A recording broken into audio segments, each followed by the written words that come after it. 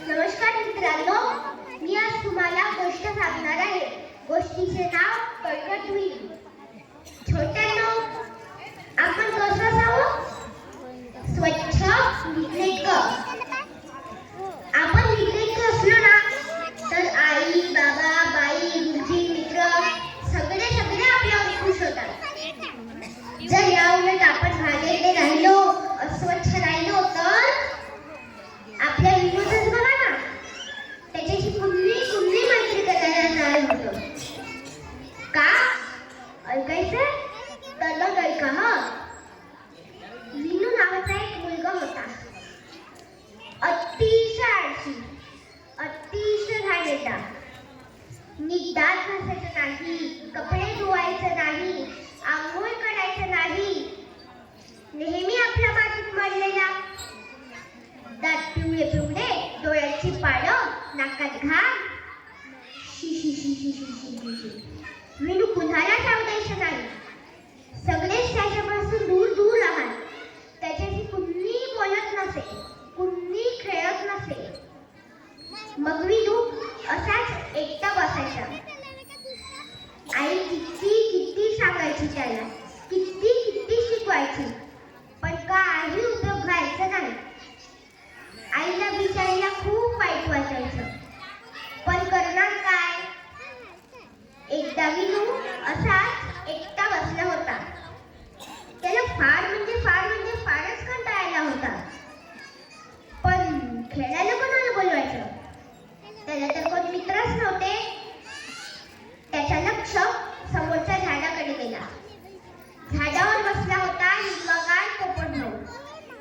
विनूला अतिशय आनंद झाला. तो धावतच झाडाकडे गेला. पोपटभाऊ, मला ना फार कंटाळा आलेले. माझ्याशी खेळायला येतोस? खेळायला? आणि तुझ्याशी? नाही रे बाबा. काय ते तुझं मळकं अंग, मळके कपडे, घाणेरडे नाक, घाणेरडे डोळे. शी, माझे पंख बघ कसे स्वच्छ आहे, माझे केस किती स्वच्छ आहे, आणि माझी चोच आहे ना, पाहतोयस ना, आहे ना छान. मला नाही आवडत घाणेरडेपणा. मी नाही तुझ्याशी खेळणार. विनू खाली मान करून घरात आला. बाहेरच्या बाकावर बसून राहिला. एवढ्यात त्याला मनीमाऊ येताना दिसली. विनूला ना आनंद झाला.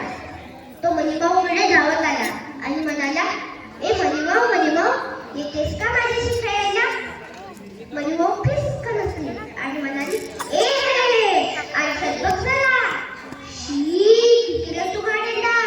माझा अंग मी नेहमी अंग साठवून स्वच्छ ठेवते. मला जरा सुद्धा घाण आवडत नाही, आणि तू मूर्तिवंत घाण आहेस. चल बाबा, मी नाही तुझ्याशी खेळायला. विनू अगदीच रुसला झाला. तिकडून जात होता कुत्रा, आपला मोठी कुत्रा. त्याने त्याला विचारलं, येतोस का रे माझ्याशी खेळायला? तोही नाहीच म्हणाला. कपिला नाटक ह्याच्यावरून नाक उडून निघून गेली. आता मात्र विनूला फारच वाईट वाटलं. तिथेच एका दगडावर बसून तो मुळू रडू लागला.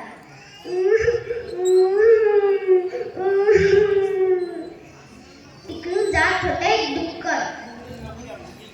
काय बघू असं करतोस? मला ना फार कंटाळा आलेले. कुणीच माझ्याशी खेळत नाही. सगळे मला घाणेरडे म्हणतात, माझ्यापासून दूर पळतात, म्हणून मी रडतो.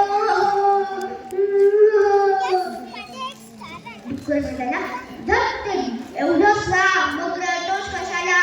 मी येतो ना तुझ्या बरोबर खेळायला. अरे तू तर मातीत खेळतोस आणि मी चिखलात खेळतो.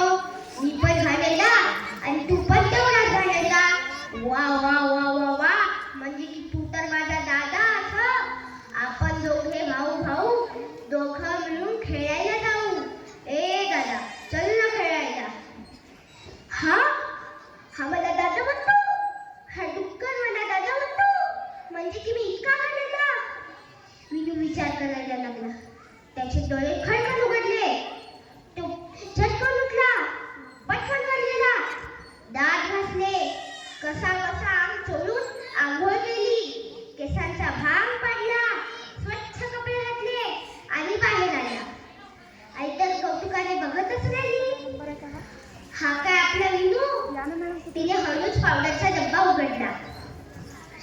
विनूला सुगंधी पावडर लावली आणि विनूचे पटापटा पटापटा पापे घेतले. विनू नाचला आणि म्हणाला, काय छान वाटते ग, आणि खुश हसला. हे बघायला कोण कोण आले माहिती आहे? पोपट आला, मणी आली, म्याव म्याव. मोत्या आला, कपिला आली, आणि कोण आले माहिती आहे? विनूचे सगळे मित्र आले आणि म्हणाले, ए विनू, चल ना आमच्या बरोबर खेळायला. मग ते खूप खूप खूप खूप खूप खेळले. तेव्हापासून विनू मात्र एकदमच बदलला आणि सगळ्यांचा लाडका झाला. धन्यवाद. जय हिंद, जय भारत.